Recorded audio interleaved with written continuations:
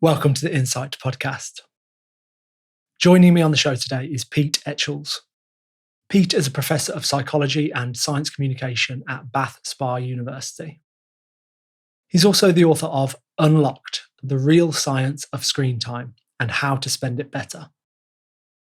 I talked to Pete about what we get wrong about screen time and its effects on our health, the myths around blue light and sleep, why banning phones in schools might not be the solution, why TikTok and YouTube Shorts aren't sabotaging our ability to focus, how Pete talks to his children about screen time, and much more.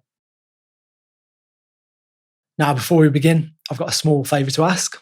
If you haven't already, please hit the follow button wherever you're tuning into this episode. And then, if you've been listening to the show for a while, I'd really appreciate it if you rated the show too. This will help more listeners discover the podcast and the insights from all of my amazing guests. Thank you. Right, now for my conversation with Pete Etchells. Enjoy.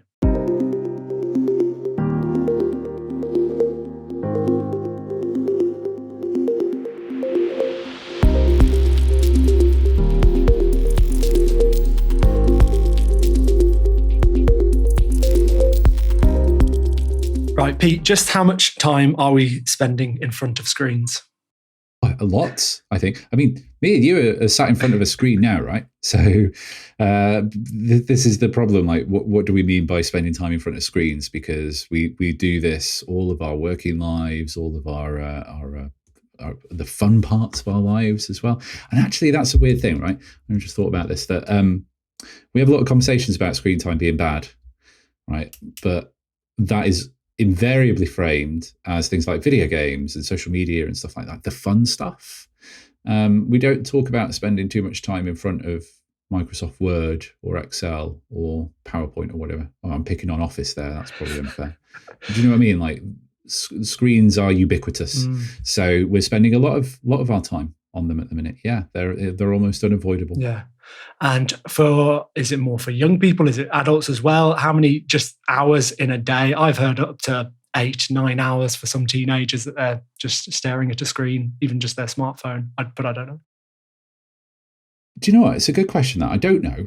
And I don't know that we've got any good data on that to reinforce it. And just something that came to mind then that I find, you hear these really scary numbers, right? That kids are spending tens of hours of the day in front of screens. And it does sound really scary.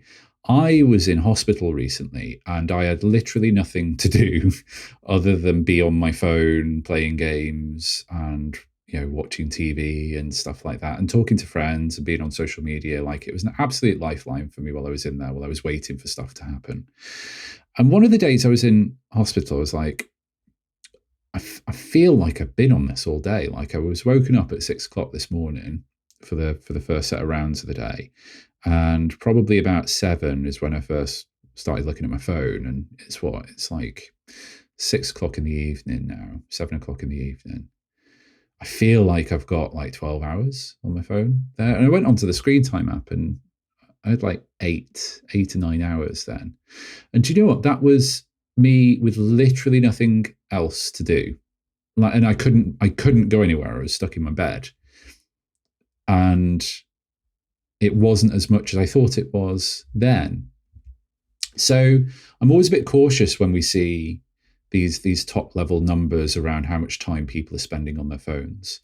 Very often when you ask people that data, you get what's known as self-report data. So you'll literally ask people, on average, how much time do you think you spend on your phone or your tablet or whatever in the past week, or every day the past week, or in the last 24 hours?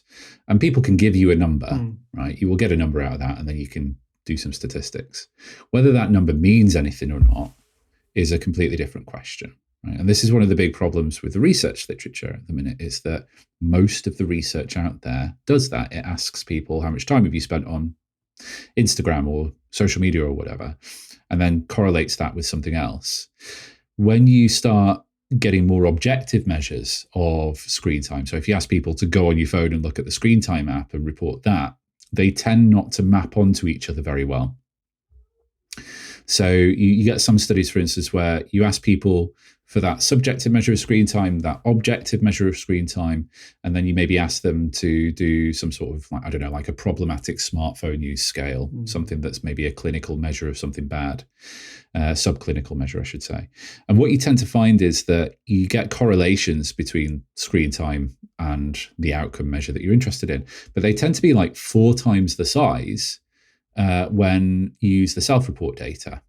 So people are vastly overestimating how much time they're spending on screens.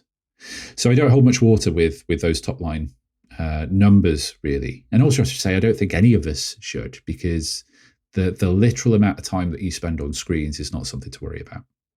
Interesting. We're going to pick this apart, aren't we? It feels a bit like when people self-report about calories as well, how just wildly off we are with how many calories we eat or how much calories are in food, and sleep as well. I think that comes up as well, doesn't it? People overestimate the effect, how much they've slept, and so this is really interesting. And this is a general theme that I'm sensing from your work. I've read your book, which is fantastic. And this idea that screen time is a complicated issue and we don't fully understand it. And the data isn't quite there. We need more research. Some of the research that's been done isn't quite up to standard. So let's get into that, because you study this, don't you? You look at the way people use screens, and you've recently released your book, Unlocked: The Real Science of Screen Time and How to Spend It Better. What's the general synopsis? What's going on here? Why write this book now, and what's it about?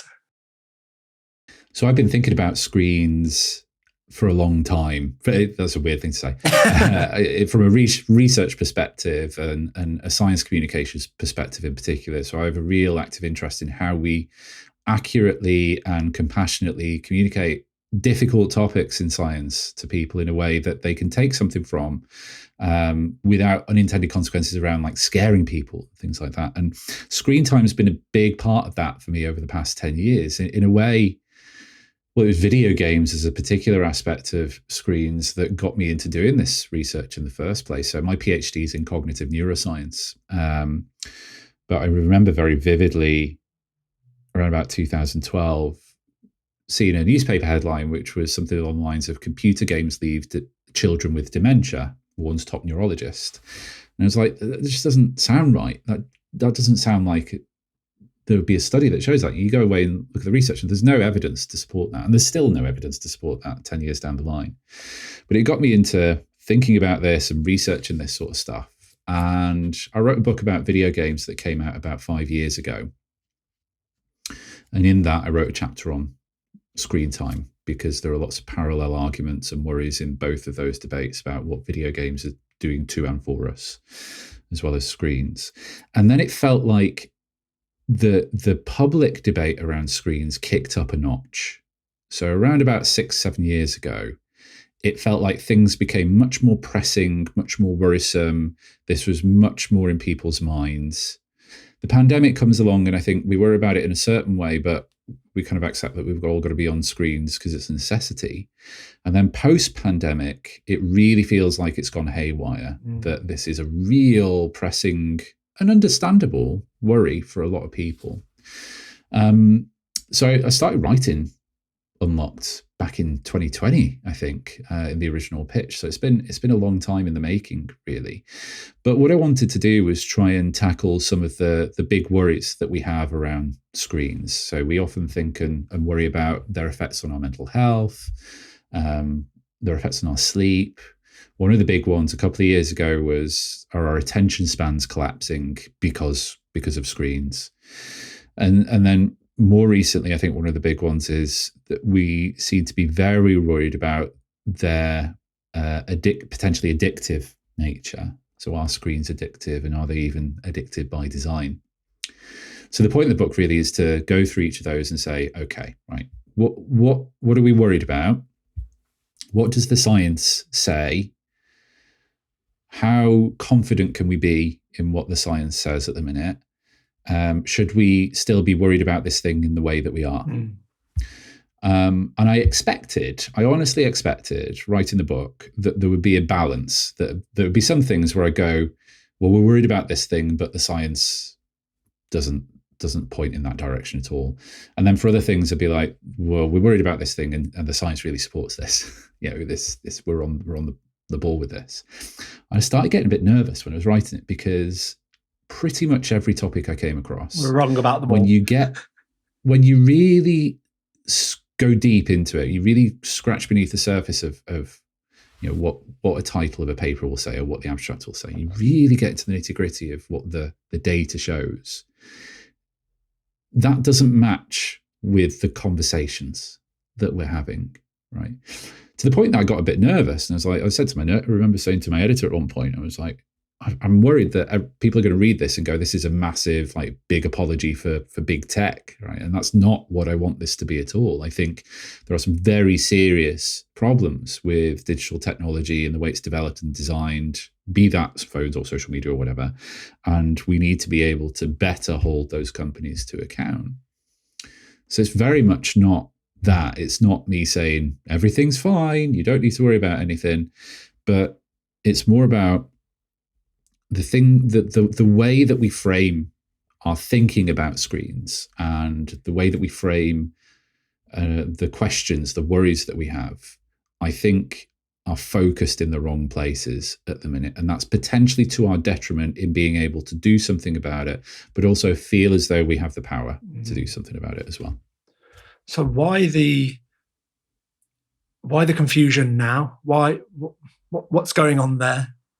Why are we so confused now? Why are we so worried about screens now? I think that there's not one particular reason, okay, but I think what's happened over the past 7 years or so is, so back in 2017, there was a really famous article that got published in The Atlantic magazine called "Have Smartphones Destroyed a Generation?"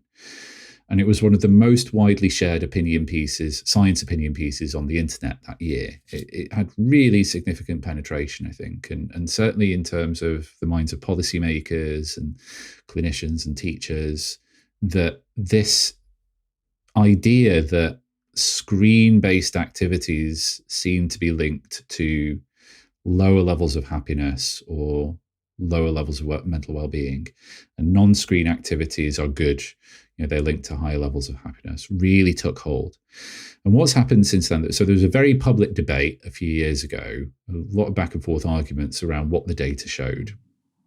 And what happened over time was that the goalposts shifted a little bit. So the arguments moved from screen time and happiness to screen time and mental health, to social media and mental health, to girls' social media and mental health, so teens in particular.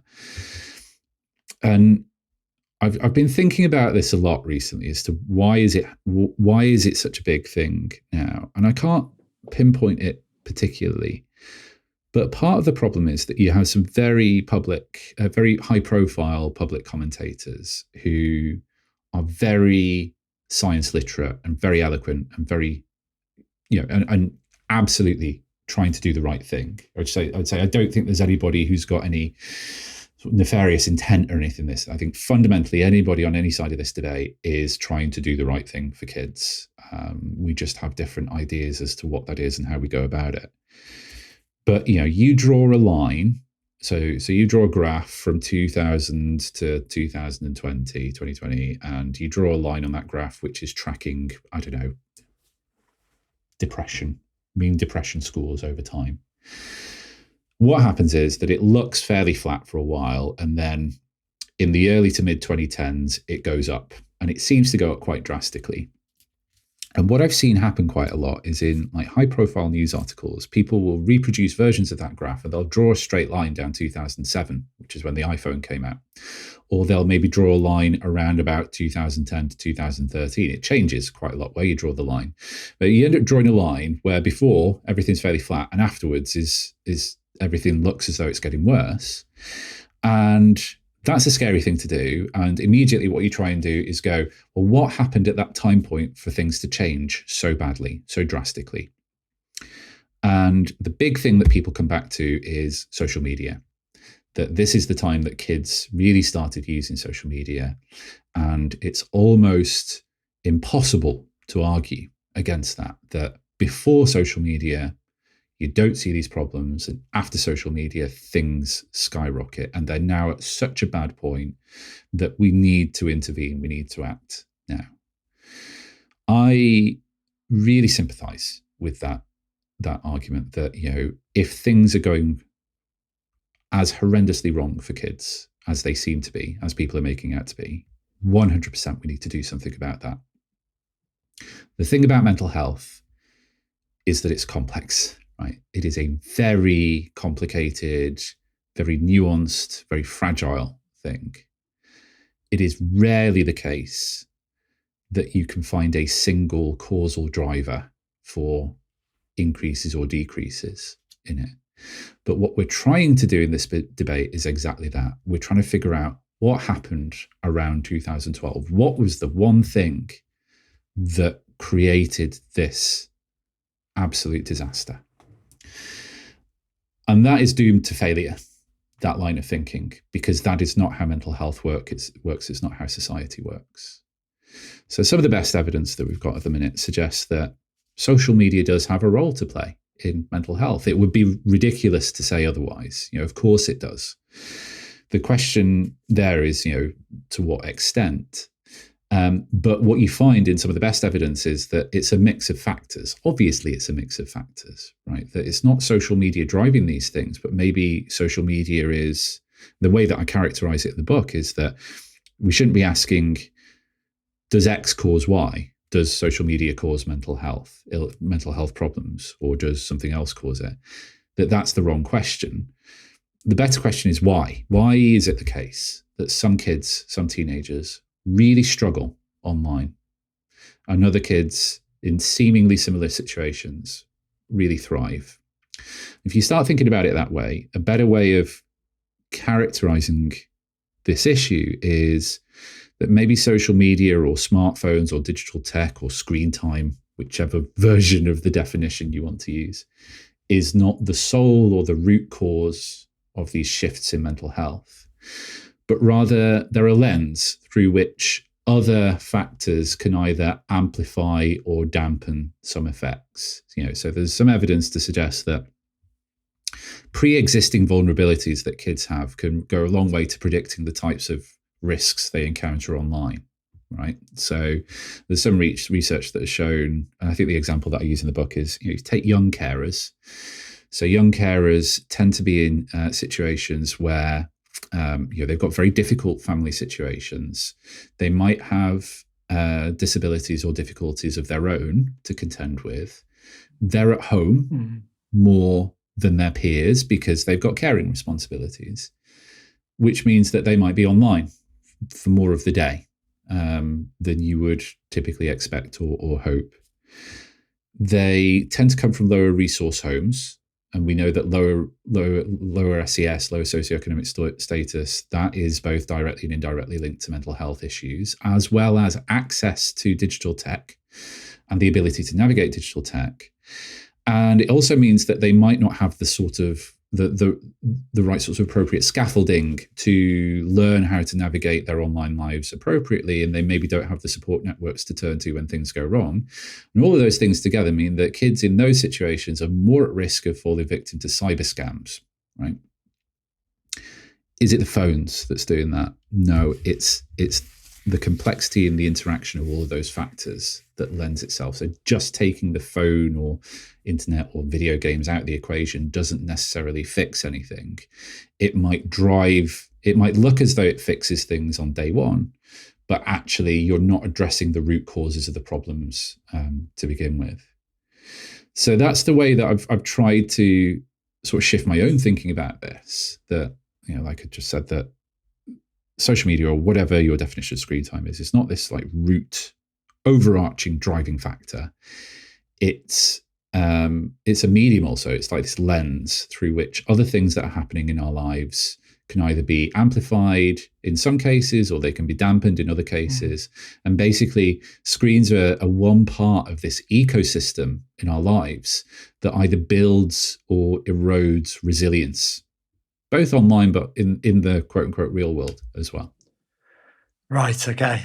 Way more complex than any of us really can comprehend, because it's, from my point of view, I see these articles, I listen to these guests on podcasts, and I am fully convinced when people go on and say, look at the graph, look at the line, this is when it was introduced, this is when we see a decline in mental health. And so it's just so easy. That makes sense to me.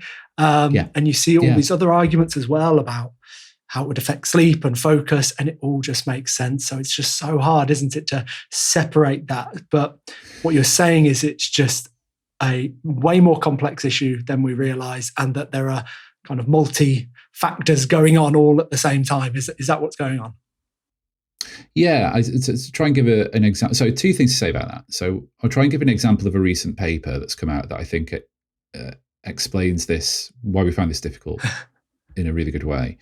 The thing to say before that is that we feel as though when we listen to these stories, or we read about them in the news, we feel as though they make sense because they fit with our worldview, right? That we all have stories of having bad experiences on our phones, right?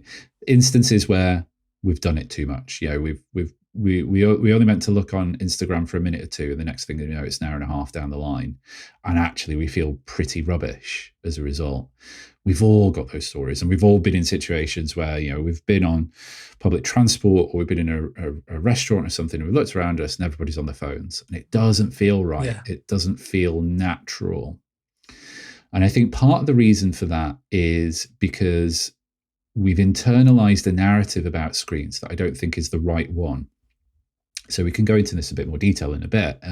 We internalize this narrative that they are addictive, that they are addicted by design. And that therefore we usually might, maybe not exclusively, but a lot of the time we're focusing on, well, what are the bad aspects of this? So we're thinking about the bad stuff a lot, rather than thinking about the balance between good and bad. But to go back to the example, so there's a paper that came out recently that's got a lot of interest, which is it's based on some Norwegian data, and it seems to show that, so it's looked at schools in Norway enacting smartphone bans, and how does that translate into effects on things like bullying and mental well-being and stuff like that. And it, you read the title, you read the abstract, and this is very clear, right? You put in a smartphone ban, and bullying rates go down, right? Amongst other things. So it's been latched onto by a lot of people to say, here's really clear evidence that these things have an impact, right? And at the same time, you get people on the critical side of things going, well, there are problems with that study. It's not perfect. It's not an experimental study. It's not a randomized controlled trial. It uses administrative data, so very kind of broad, not fine-grained data around bullying and things like that. So it's hard to kind of link the dots, as it were. And then you get this very nice back and forth, because it's very easy to dismiss that argument as nitpicking, right? That actually you're trying to find an excuse to explain away this effect, when clearly it has an effect. Smartphone ban comes in, bullying rates I think it was in girls, bullying rates go down. Slightly different story for girls versus boys. Now, if you look into that paper, so there's about 500, just over 500 schools that were involved in that. And there's data on there in terms of how the smartphone ban was enacted. More than 50% of the schools in that data set, their smartphone ban was that they would request that students they have their phones on silent in class. I think if you ask somebody to say, tell me what a smartphone ban looks like, that's not what they would say. They would say it's phones left at home, or phones put away as soon as you get into school and you have no access to them through the day. So when you realize that more than half of the schools have got this situation where actually the kids have got their phones on them all the time, it feels less as clear as though a smartphone ban's going to work. And then the other thing is that, the authors acknowledge this, and they do. I'm not being down on the study. I think it's a really great study for all sorts of reasons. They do an analysis where they compare, well, what's happening in the schools where they've got this quote unquote soft smartphone ban, i.e. the kids can have them but on silent, versus the more extreme versions where you actually don't allow phones in schools. And you don't find any differences in the data. So there's no effect on well-being in any of this. And the effects on bullying stay the same. That doesn't really make sense to me, because that suggests, well, it can't be the presence or lack of, you've changed whether a ban has happened or not, or there is a phone there or not, and it doesn't seem to result in a change in the data. So there's something more complex going on there, right? So, and I think that's a really good example of what's going on at the minute, is that nobody cares about that nuance, right? Nobody cares about that, because again, it's painted as being nitpicky and just trying to explain away something, when actually, if you just take it at face value, it tells you the thing that you want to know, which is that smartphone bans work.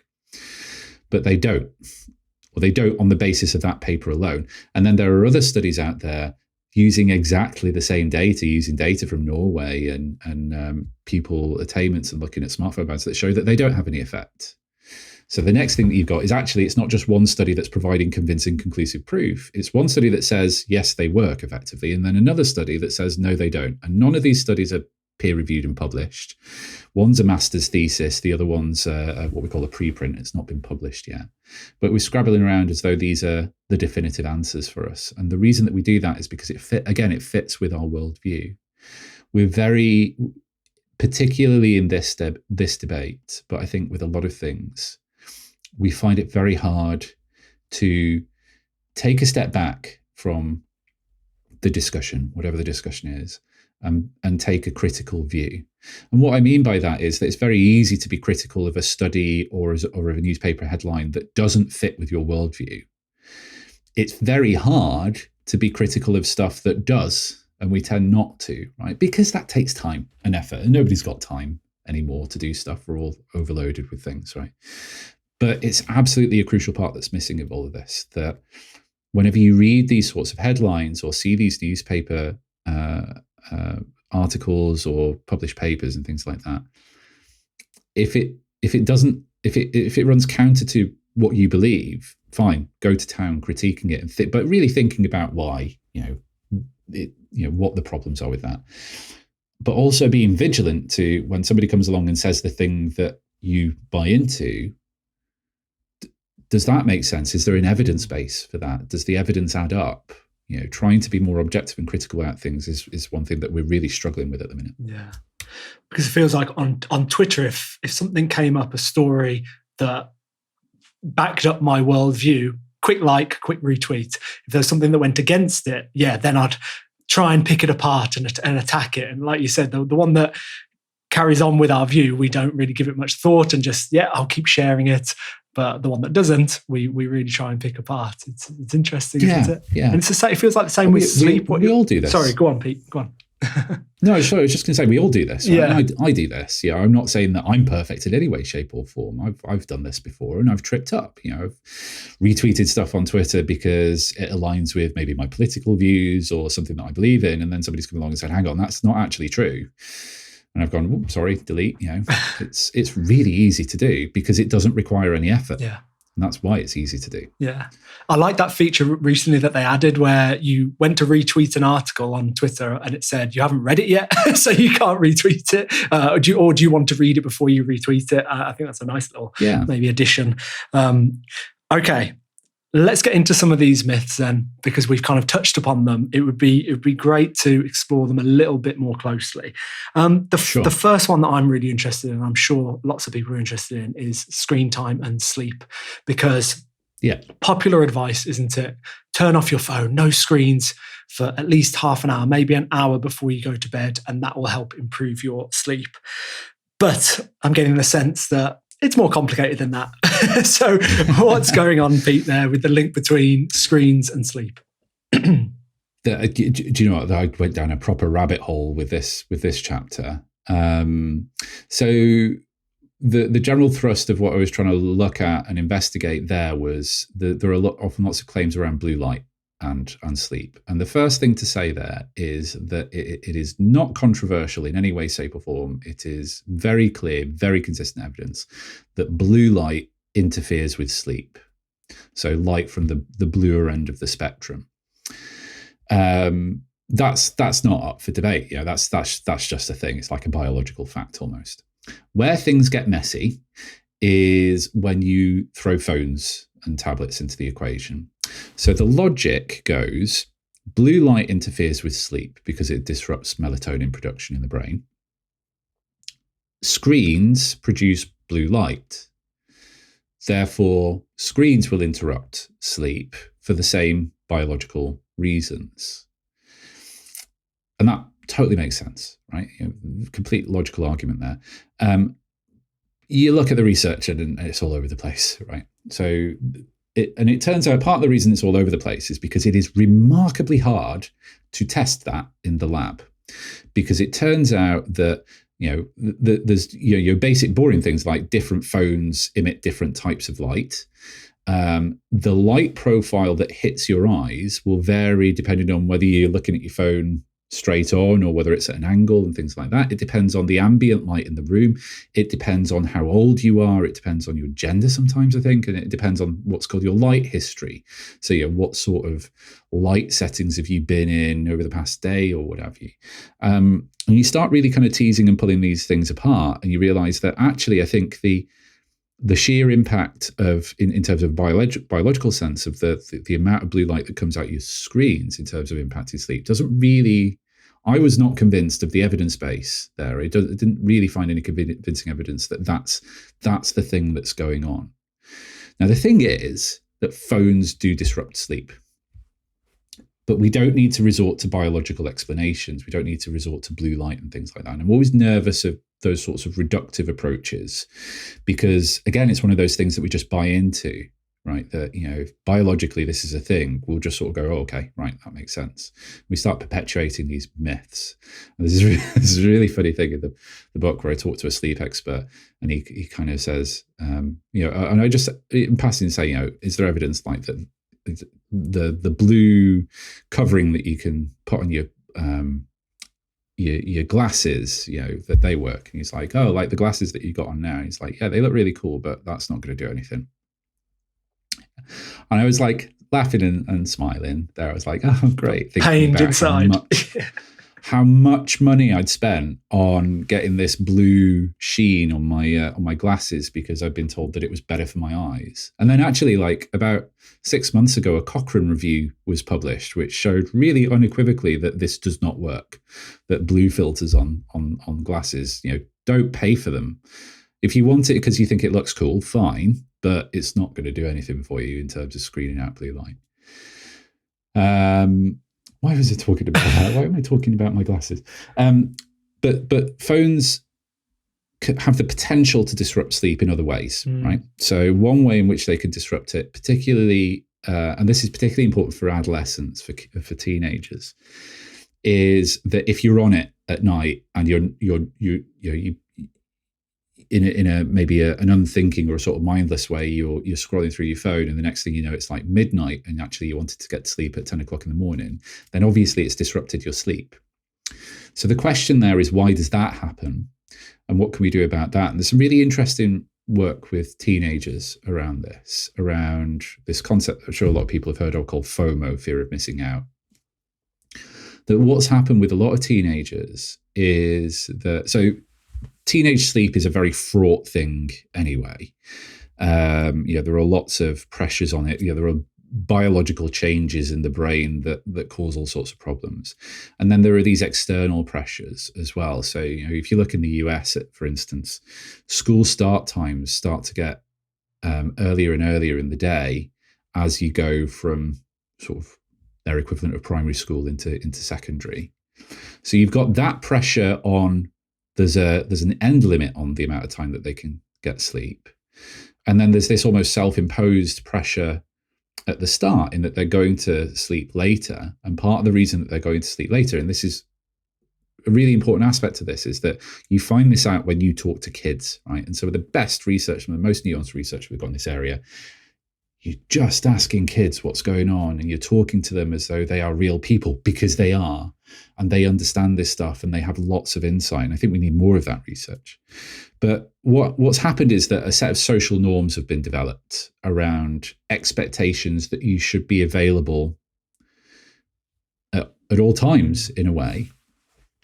So if you're not on WhatsApp or social media, whatever your social media of the day is, at 10 o'clock at night, which is the most active time for everybody to be talking, you're immediately excluded from that conversation, right? And that has knock-on effects for conversations in the playground and at school the day after. There's sort of ostracizing effects and things like that. Yeah, there are some kids that really push back against that, and they say, yeah, they're very clear with their friends that I'm just not going to be there at 10 o'clock because I want to go to sleep. And sometimes there's pushback, sometimes that causes drama, but in some cases, kids are quite happy to rebel, even if it's against their own peer groups, right? Because that's what teenagers do, they rebel. So one of the big things for me then is that how do we fix, quote unquote, how do we fix sleep, right? Well, actually, the best way you can fix sleep is to push back the school start time, because it will help with that stressor. But the other thing as well is to try and think about how we might change some of those social norms in kids. So if we go with the blue light thing, which everybody gets stuck on, you go, well, phones are bad because of biology things, so we need to either change what phones look like or remove them.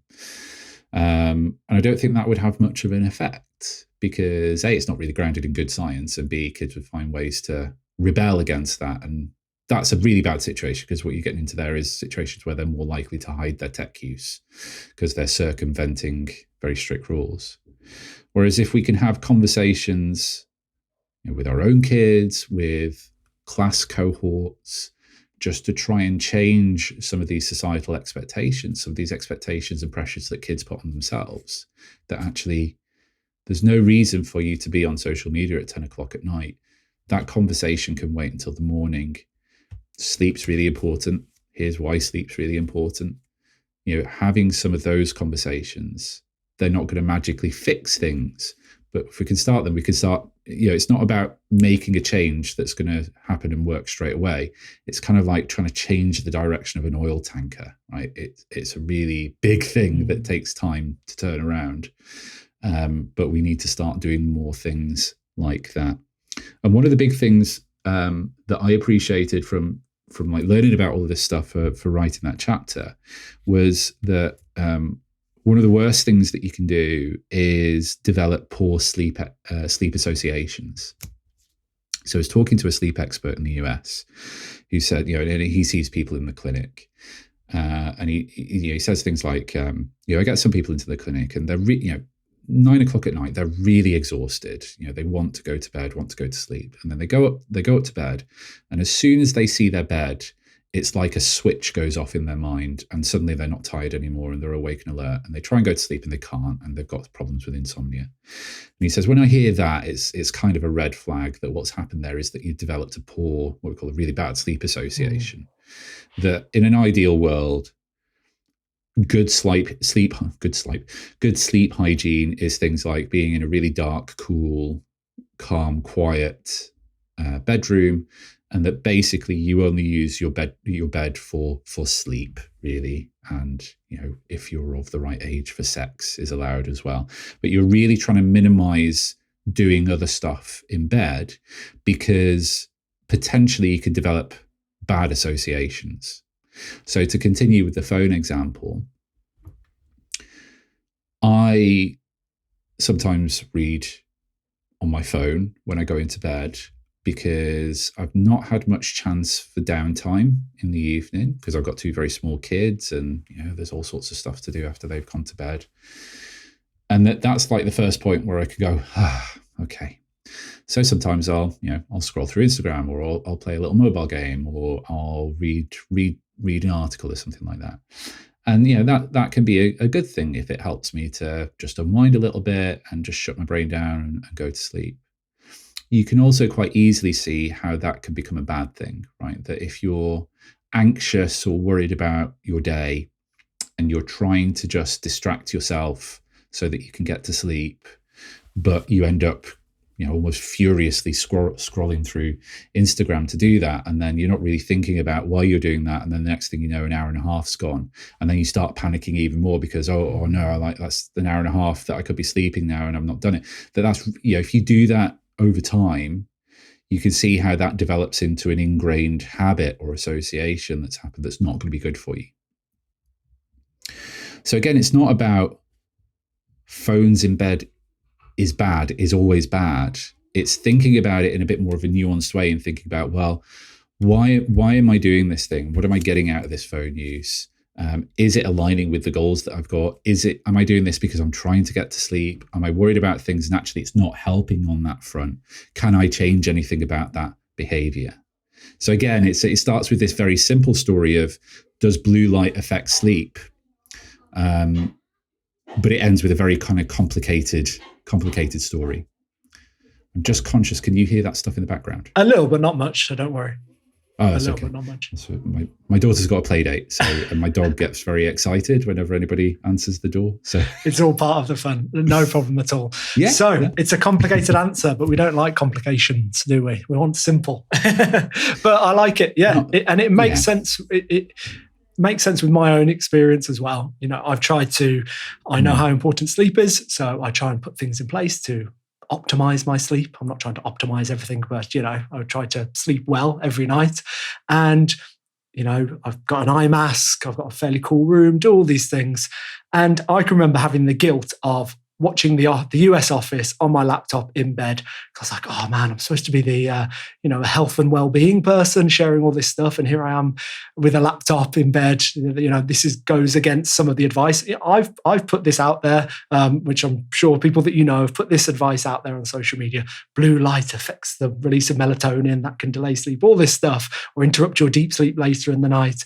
So we all bought into it, didn't we? And I was feeling so guilty. And then I just started to understand and hear more about the research that actually it's the content, what's on the screen. Because of course, if I've got my laptop and I'm doing some work, something that's a bit, trying to frantically prepare a presentation or watching a horror movie, not that I ever watch horror movies, but if I was doing that compared to watching the US Office, which is just fun, lighthearted, I've seen every episode about 9 times, so I know what's coming, but it just helps me unwind. And so to have that weight lifted off my shoulders of, you don't have to feel guilty about this is okay, and actually I'm sleeping really well, so why would I worry about it? And this is the sense that I'm getting, that it's what's on the screen and how you use the screen. It's not the screen itself. So I just think it's so great to put that out there. You mentioned about the blue tint on glasses. Does this include those the blue what they call light blocking glasses that people buy them just for that, don't they? And just wear that. Are we saying those are a complete waste of money? I don't think they're worth your money. I think there are other things that you can do in terms of being reflective and thinking about the habits that you've developed that will have a much bigger impact. Right. And I think what you were saying there, one of the key things that you mentioned there is that feeling of guilt, right? And I think a lot of us feel that at the minute, that there's a lot of shame around screen use, that this is bad for us, that anytime we do it, we're indulging in a vice almost, and we should feel ashamed for that.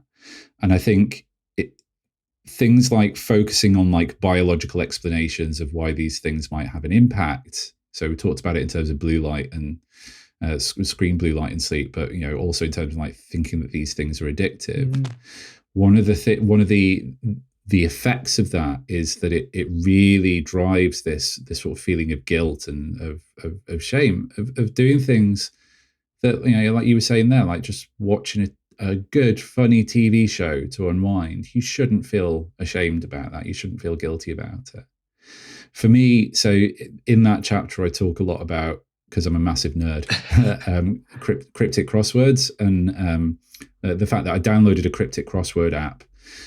It was at a time when my son was really young, and we were getting up a lot with him in the night and trying to, my wife would feed him, and then I'd try and settle him and try and get him back to sleep. So there were lots of times where I needed to stay awake because I've got a newborn baby on me and I'm really tired and it's the middle of the night and absolute danger zone to fall asleep in that scenario. I need to stay awake, so I'm going to look at my phone, right? And nobody in the world would have stopped me from doing that, because his safety was paramount and I needed to make sure that I kept awake. So I downloaded a cryptic crossword app and learned how how to do them, because I was hopeless with them before that. And then when we got to a point where sleep was a bit more stable for him, my use of that app shifted a little bit from trying to keep me awake to trying to help me sleep, in that, it was a good way of just doing something fun and completely abstract in a way that I could just block out the day, do a crossword in bed before I went to sleep. And it really, really helped. And I finished that chapter by saying, and I'm going to be reflective of this, the moment that I find myself reaching for the crossword app to just play one more game is the moment that I need to catch, because that's the point where it's probably not doing anything for me anymore. And the thing that happened after the book was written is that happened, right? So 6 or 7 months ago, I think it was now, I found myself up at like midnight. And again, I wanted to go to sleep. I was really tired, but I also really wanted to finish this crossword. And it was a really hard one, and it took me ages. And the next thing I knew, I'd spent 2 hours on it. And I was like, I could be up at 6. I could have had 8 hours sleep. I'm only going to have 6 at best now. And I was like, this is what I was looking for, to being vigilant for, that as much as I like cryptic crosswords in this app, it's now not doing the thing that I want it to do for me. What I found, and what I really surprised myself with there, was that I thought it was going to be hard, but actually with having that line of thought and really explicitly thinking those thoughts and vocalizing them almost, I completely lost interest in the app pretty much straight away. So like, I left it on my phone for a few days and then I deleted it, and I've not gone back to it since, because it wasn't working out for me. Now, is that app good or bad for me or for people? Is my screen time good or bad? You can kind of start to see with examples like that those are the wrong sorts of questions to ask. That it was a tool and it worked for me in one way to begin with. It worked for me in a different way later on, and then it stopped working for me, so I stopped using it. The bit that we struggle with is the stopped using it bit, because we don't reflect on it. And there's an alternative scenario there where I don't catch myself. I don't reflect on my behavior, on my habits, and I'm still playing cryptic crosswords till the early hours of the morning and not getting enough sleep.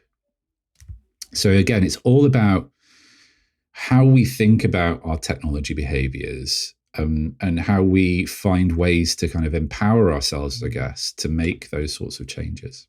Yeah. And that's a big tip you've got in the book, isn't it? To take stock every so often. How are you using it and how does it make you feel? And surely that's advice that kind of goes across so many of our habits and the way we do anything throughout our day. Just check in with yourself every so often. How does this food make me feel? How much am I drinking? Is this enough? Not enough? What's going on? And I guess we're so caught up in life, aren't we? And going through things busy. It's hard. It's really hard, isn't it? And you do things automatically. You do things out of habit. You do things because other people told you that that's the best thing to do, where actually sometimes we need to listen to the voice in our head and think, well, actually, is this good for me? Is it working for me? Now, another aspect is focus. I'm a primary school teacher. I think I've noticed a change in children in the last couple of years, where they are struggling to focus. It will only take a couple of minutes before they want to get up, move around, go to the toilet, make their kind of excuses of, I need to sharpen my pencil, I don't want to do this, whatever it is. I think I've noticed it. Of course, I've seen the articles about videos, short form videos like TikTok and YouTube shorts, and these are affecting children's attention and the focus. And so it all seemed to make sense to me that this is what's going on, and the screen use is affecting children's focus, but also maybe adults as well have noticed this, that they don't feel like they can focus and keep their attention on one thing for as long as they used to. And it would be very easy to point the finger at these short 5-10 second videos, whatever, that people flick through really quickly. Now, what's the story there then? Well, how are these? Go on. It's very unhelpfully. It's complicated story here. I think attention's a difficult one because, again, there's lots of different factors that impact attention. And like with mental health and like with screen time, attention is a very poorly defined concept. And certainly when you look at the research literature, so attention in psychological research is one of the most widely researched concepts. It's something that every first year undergrad comes into contact with almost straight away in cognitive psychology. Everybody knows, everybody talks about attention. It is a vast literature. Despite that, there are still some really fundamental things that we don't know or understand about attention. And I think in recent years, part of the problem there has been exacerbated by the fact that, again, there's a definition issue that attention is often used to mean lots of different things, when actually we might be referring to one aspect of attention, or we might even be referring to something that has nothing to do with attention, really, maybe something like self-control or something like that. What you find in some of the more public debates, more public discussions around attention, is that we invariably fall back on what I tend to call anecdata. That, again, it's a lived experience thing. We'll reach for examples from our own lives and we'll try and make sense of them. So one of the big things that comes up a lot is this idea of like short form videos. The fact that we're watching lots of those, does that mean, is that having a causally detrimental impact on our attention? And it feels like that's what's going on. But then, you look at other anecdata. So, we're not in the realms of science yet, but, look at other examples where you can make completely the opposite argument, right? You look at the average runtime of movies nowadays, and they're not seconds. They're not even an hour and a half anymore. They're one of the most successful movies of all time, Avengers Endgame. It's like 3.5 hours, right? This is not something that's conducive to an argument that our attention spans are failing. The flip side again, though, is that I'm not here saying, no, there's nothing to worry about here. It's all nonsense, because again, you've hit the nail on the head that we have these very real worries about kids. And in this case, we're talking about very young kids now, primary school kids, about the potential impacts there. Now, the brutally honest answer from a scientific perspective is that we don't know, because that research hasn't been done yet. That's not helpful for thinking about, if we are worried about things now, what do we do about it, though? And I understand that. And again, there are things that we can do about our tech use, our kids, what they're watching and how much of it they're watching and things like that we don't need to feel guilty about or shamed about, but just thinking about modifying and changing habits, right? So, I've seen recently, for instance, that there's proposals in France for various types of screen bans. So they're saying things like no screens before the age of 3, very limited screens between 3 and 6, and ideally just for educational use. And that, in many ways, it breaks my heart, that, because there's no evidence base that supports that, no good evidence base. And one of the best things that I've come across over the past few years, one of the most brilliant things about being a dad as well, is being able to watch Bluey, which is very much aimed at kids, right? And what we're saying there is that actually we're banning Bluey and other things like it. Now, what I found, so my daughter's 4, so she's just started primary school this year, and for her, screen time is TV time. That's the thing when she's using screens, is because she wants to watch a bit of TV. And there's stuff that I'm more than happy for her to watch, and there's stuff that I really don't want her to watch. And by that, I don't mean like age-appropriate stuff. I'm saying even within the age-appropriate range, there are, Bluey, absolutely fine. She can watch as much of that as she wants. Basically, most things on CBeebies, CBeebies is great. It's all good. A lot of it's educational. A lot of it is, it's not, you have like things switching from one scene to another really quickly. I have not, and I don't ever intend to introduce YouTube Kids to her. And it's not because I think YouTube's evil or addictive or anything like that. It's just that in that scenario, It's not clear what's been created by who. It's very easy to get into a loop where you just watch one thing after another, and that makes it very difficult to create expectations about when to stop. And practically, it means that I'm going to have to curate that entire experience for it. What if I was going to introduce YouTube, what I would do is, go through YouTube and figure out what's on there and try and create playlists for her and say, okay, you can have these playlists but not others. But even then, I want to watch what's going on. I don't have time for that. I don't have the time. I want to be able to do that, to create that experience for her. But I don't feel like she needs it because there's other good stuff like CBeebies and things like that.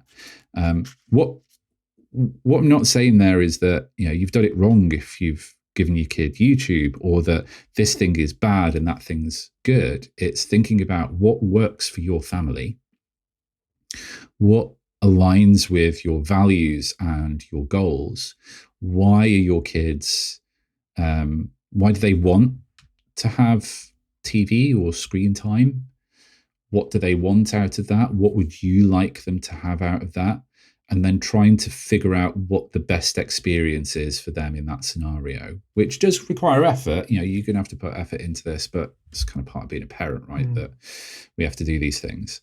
The worry that I think a lot of people have is that that's not happened. So one of the big things that I've been thinking about a lot over the past couple of weeks is, so I don't write about this in the book because I've just been thinking about it recently. Can you remember when you got your first phone? Yeah, I think so.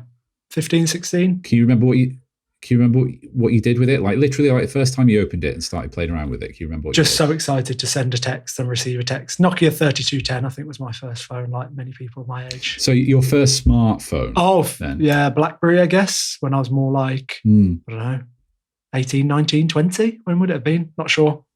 Yeah. So that's the thing, like we can't quite remember. Yeah. Like I can remember when I got my first iPhone in like 2007 because I was an early tech adopter, and I remember going, this is awesome, this is like the sci-fi stuff that I watched when I was a kid, this is what they had, this is cool, I've got it in my hand. And then the next thing I thought was, right, what do I do next? And what happened from 2007 onwards for me, and for different years onwards for other people, is that we winged it. Right? We didn't have a goal in mind. We got this stuff because it was cool and everybody else was getting it. We downloaded Twitter because everybody else was getting it. But we didn't have goals in mind when we did it. We just did it, right? And what's happened over time is that we have developed really bad tech habits, right? Really bad things, and good, but we don't all of us have bad habits when it comes to our phones. And for some people, that ended up okay. They've managed and navigated that life. And I think in other situations, it's been really bad for some people. But it's all happened because we haven't had any scaffolding, because these things just appeared and then we tried to figure them out as we went along, right? What we don't want to happen is the same for kids, right? And it probably is at the minute, in that, I can't speak for anybody, so please correct me if I'm wrong, but we don't always necessarily think with intention when our kids get screens for the first time. Maybe we do it because we're really tech savvy and pro tech and we want them to share in that experience in our lives. Maybe we do it because we know that we zone out when we watch TV and actually we just need half an hour to have a break. So there are all sorts of different reasons, and none of them are necessarily intentional in terms of long-term goals and training and things. So what effectively happens is that kids start winging it as well.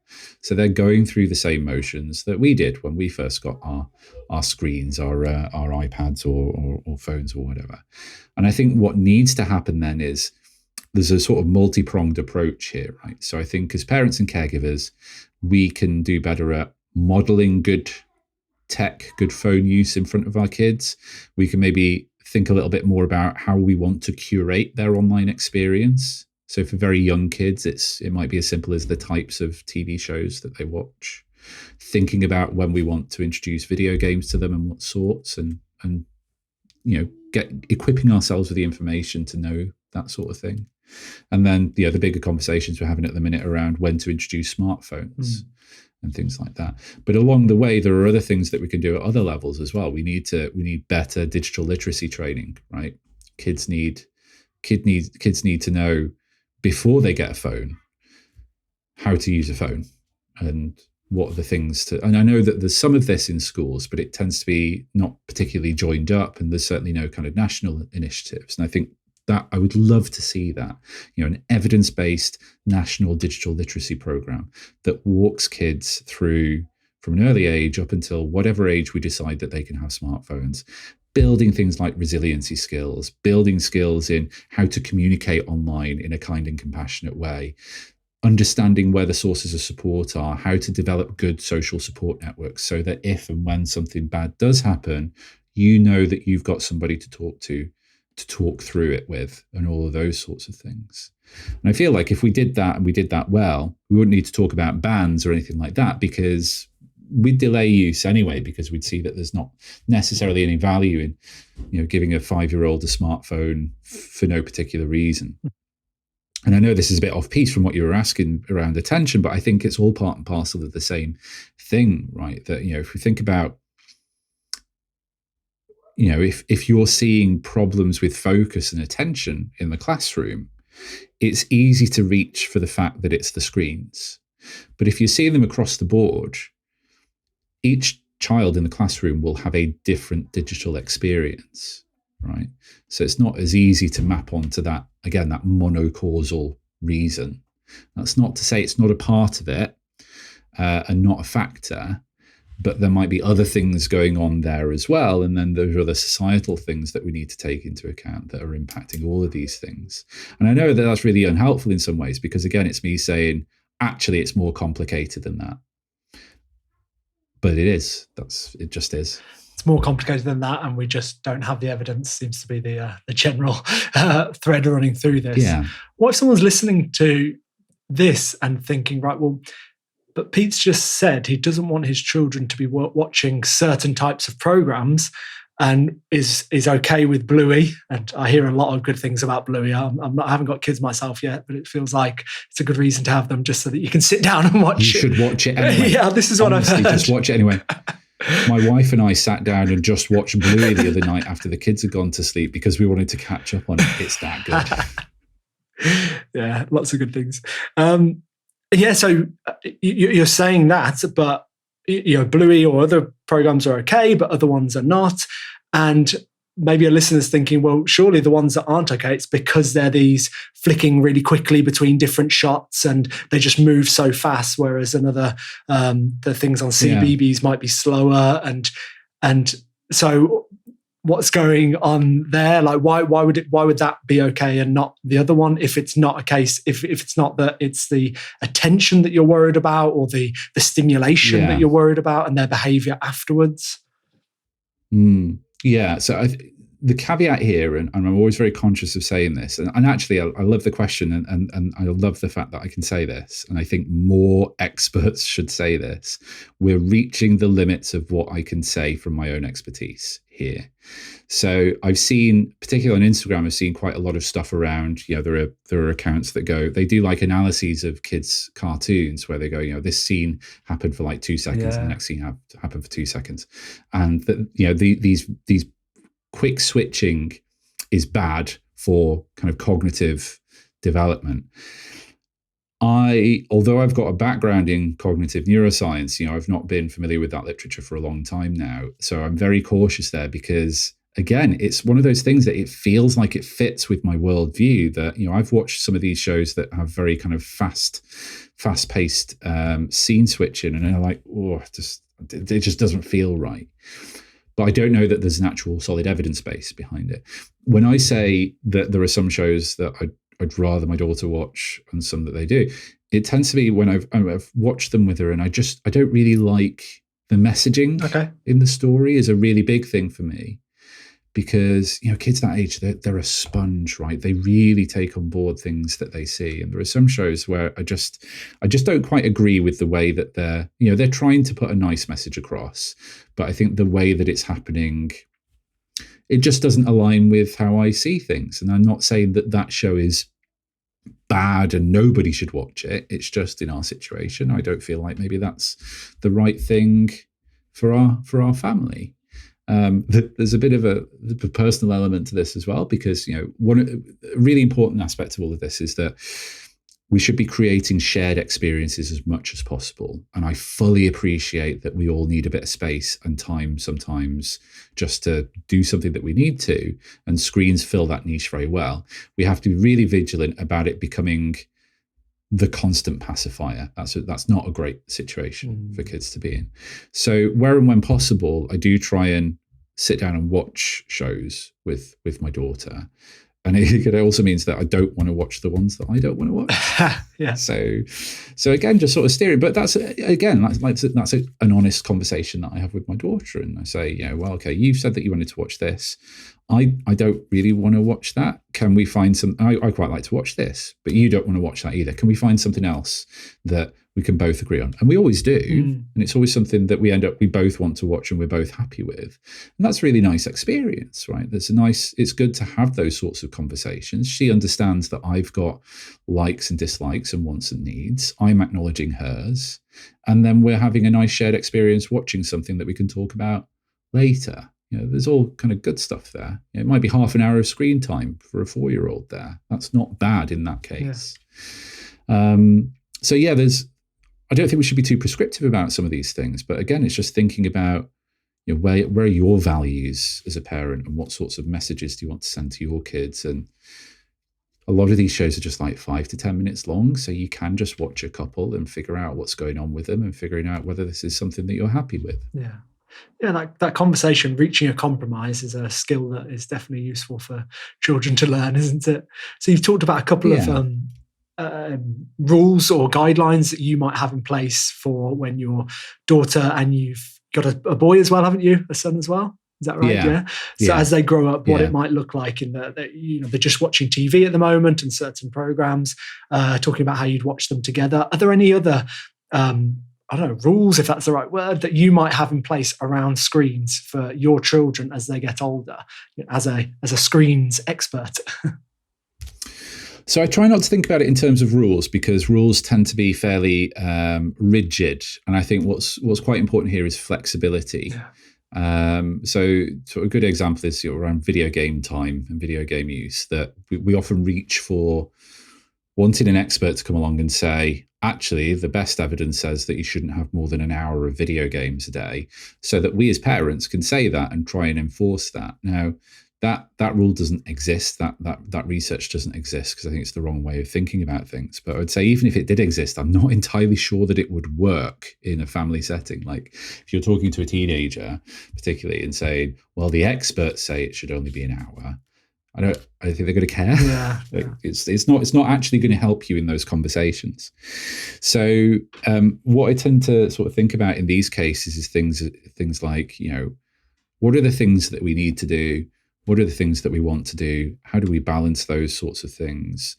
And negotiate times based on what works for us as a family. So to give you set up 2 examples, let's say you're not a particularly video game focused family, but your son or your daughter wants to play a game, and you do that without putting anything in place, and that's where you have these situations where 5 hours later they're still playing games, and you don't want that to happen because you've not had any time to be with them. So it's thinking about like expectations and having conversations with them. For those conversations not to be authoritarian. If you start saying things like, right, that happened and it wasn't any good, no more than 2 hours, end of conversation. What will happen in those situations? And there's some, it's exploratory evidence, so we don't have much in this area. I would like to see more in it. But what evidence we do have suggests that in those situations, kids will rebel, they'll break the rules, and they'll also be more likely to hide their tech use from you. And it's true also of situations where you kind of almost take like a guilt tripping approach to almost trying to sort of shame them in a way into reducing their video game time. Same thing, they'll rebel against the rules, they'll hide their tech use. If instead you try and what we call an autonomy supportive approach. So acknowledging that kids have got agency in this conversation and that they've got wants and needs, you've got wants and needs, and what you need to do is try and find the middle ground. So talking about, why did you want to play for 5 hours? Did you want to play for 5 hours? Is there a shorter amount of time that you would be happy with that would mean that we get to spend time as a family and do other things? Or can I share in that experience with you, and all those sorts of things to try and come to a limit, quote unquote. Kids will still break the rules, right? Because they're kids and that's what they do. Much less likely to hide their tech use from you in those situations.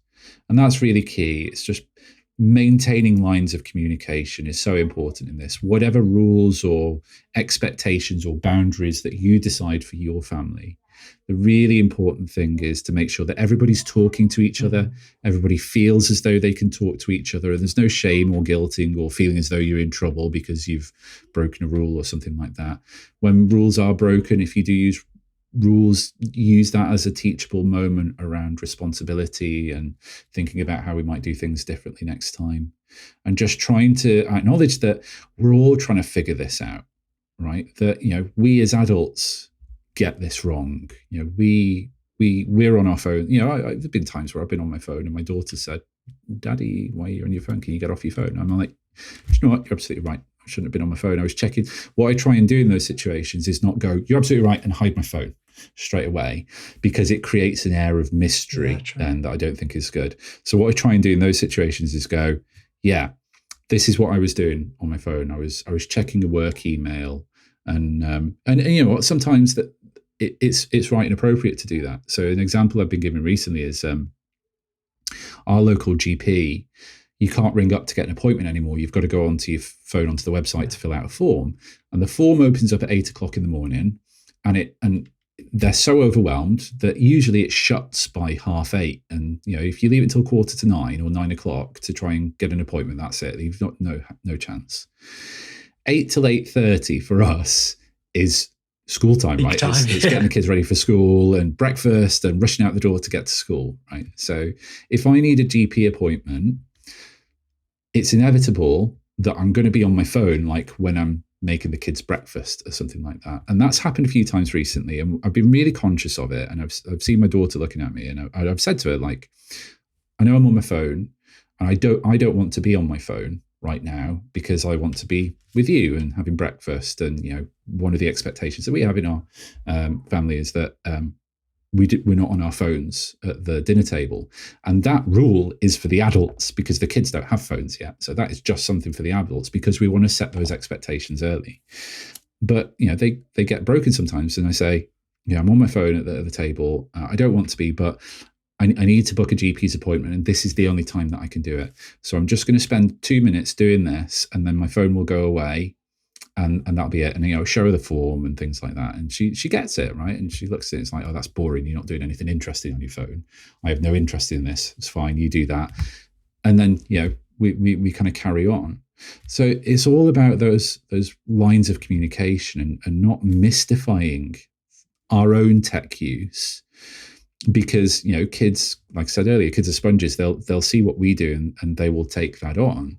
And we don't want them to be in a situation where they think that it's, we need to hide what we're doing on our phones from everybody all the time and not talk about it. So when she does catch me on those times when I'm doing something where I don't need to be on my phone right then, I show her and talk it through and say, "Yeah, no, it's boring work email. And the reason that I went on to do that is because I was really stressed out about something. I was feeling quite anxious. But, it actually doesn't matter. And I was supposed to be doing something else. So you're absolutely right." And just sort of talking it through. I think those are really useful ideas, especially the one about, hiding it straight away. I see so many parallels with food. If you were eating what would be called a treat or something bad, and then you said, "Oh yeah, sorry," and threw it in the bin or something, then you are associating this thing as a bad thing. Well, no, it's not a bad thing, is it? There's no bad, good food. There's balance and there's awareness and how we approach it. So I think those are really useful ideas. How are you doing for time, Pete? I've just clocked it and it's over an hour. I've got to go in about 5 minutes, if that's okay. Absolutely. Yeah. So yeah, if we can wrap up. Yeah. And sorry for being late as well. Not at all. So those 5 minutes, I'll fire my 3 quick-fire questions at you that I ask every guest, if that's all right. Excellent. So the first one is, what's one lesson you wish you'd have been taught when you were a child? Don't know if I can get this in 5 minutes. So it's nothing new. I think it follows quite nicely from what we were talking about just then. I think it would be more communicative, talk to people more. And let me tell you a sad story. So my dad died when I was 14. He had motor neuron disease. And I have a very vivid memory of being a 14-year-old, and I'd sprained my ankle at school that day. So it was a bad day all round. So I was wheeled in a wheelchair into the room that he was in, and he was in a coma. And I very vividly remember holding his hand and not really being able to say anything to him. I think I got a few words out. I told him that I loved him in a very quiet voice. There was so much that I wanted to tell him. And I think about that a lot ever since. And it was his birthday yesterday, actually. And I think about that missed opportunity. And part of the it was a horrible situation for a 14-year-old, but part of the reason for that is that I'd never been very good at communicating and talking to people. And I think it was, it's something that stuck with me my entire life, obviously. But I think if I could go back to little me and say, it's okay to talk to people. It's okay to talk to the people you care about and share what's going on in that inner world. It's fine. Do it. You might be surprised with the responses that you get. Excellent. What's one habit that you've maybe introduced into your life recently that's helping you feel better, helping you feel happier, healthier? I'm not going to go with the obvious. So the obvious one is to say I've been more reflective of my tech use. But I have, but I don't think that's helpful. And it'd be nice to have something different. I'm quite an anxious person in many ways, and I'm very prone to seeing things in quite a negative way. And somebody gave me some advice. It wasn't me. It was like general advice on Twitter a couple of weeks ago. And I thought, I'm going to try and do that. And I think it's really helped. And it's basically like anytime anybody says something nice to you, or, for me, if it's somebody tweets that they really like my book and they found it useful, to just take a screen grab of it and just keep it in like a folder on your phone that's just nice stuff. If you get a nice email from somebody, or you see something nice, or you took a nice picture of your dog, and then when you're feeling a bit low, or you're feeling a bit like, this was the wrong book to write, or feeling terrible, to just go into that and just read through them for a little bit, and it makes you feel a bit better about yourself. And I think we could all do with a bit more of that. It's so interesting that you say that, because a couple of hours ago, another guest, Paul Stewart Thompson, was on the show, and he said exactly the same thing. It's bizarre. You're both from very different worlds. He was in hospitality, 5-star hotels, hit rock bottom, came back from that, now works with the charity Mind for mental health, and does other speaking events and things. And he said the exact same thing, that when he's low, he's got a folder of emails of compliments and feedback and things that he goes back and checks. And I've never heard this before, and 2 people have said it on the same day. So I think this is something that I need to introduce into my life. So thanks for sharing that one as well. Independent replication. Exactly. The last one. If you could give everyone in the world one book, which book would you give them? I really struggled thinking about this one, and I'm not going to be so narcissistic as to say my book. Although if everybody in the world could buy that would be really helpful for me. I'm going to be a bit rubbish and say a couple, I think, and I'm going to go one fiction and one non-fiction. So Fahrenheit 451. All-time favorite book. I think it's just such an incredible book. And Ray Bradbury, more broadly, I think was such a prescient science writer. There was a short story that he published in 1950, which was all about the dangers of letting digital technologies into your home. And we were worrying about them 75 years ago, nearly. And that story is remarkably prescient about all of the worries and the issues in there. The nonfiction for me is, I'm always trying to figure out how to be a better parent. And there's a really great book that came out recently by Dr. Marta called How to Be the Grown Up. And I wish it had come out like 4 years ago.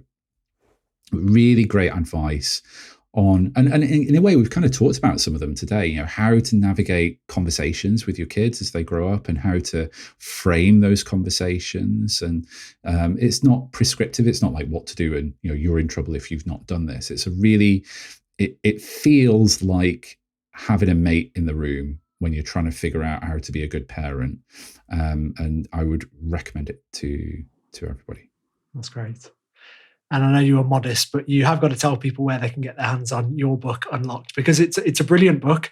Obviously, well researched and it's balanced. And what you've just said about that other author, the fact that it's like having a mate in the room. And I was reading it, and you were talking about your love of Foo Fighters and video games and these different things, and it resonates so much. And so it was there's lots of humor and lightheartedness in there as well, isn't there? It's a great book. So where can people purchase it?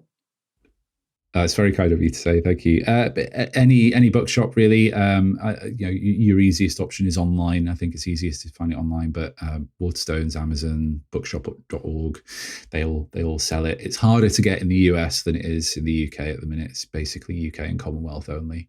But yeah, if you just go onto your favorite search engine or onto Amazon, just search for Unlocked Pete Etchells, you should be able to find it. Brilliant. And if people want to connect with you and follow your work and things, is Twitter the best place? Yeah. I've got social media presences in most places, and usually I'm at Pete Etchells somewhere. So I'm that on Twitter and Instagram and Blue Sky, I think, as well. And my website's peteetchells.com, and you can contact me through that as well. Brilliant. Thank you so much for your time today, Pete. I know this is such a cliche as a podcast host to say there's so much more I could talk to you about, but there is so much I could talk to you about. But another time, perhaps. Thanks so much, man. Really appreciate it. I really appreciate it. Thanks for having me on the show as well. Thank you.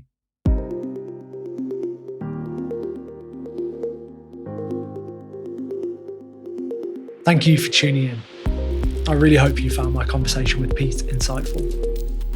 If you enjoyed the episode, please do share it with friends, family, and colleagues who you think would find it interesting too. You can also support the podcast by following and rating the show on whichever app you're listening on. Thanks again, and I'm looking forward to bringing you another episode soon.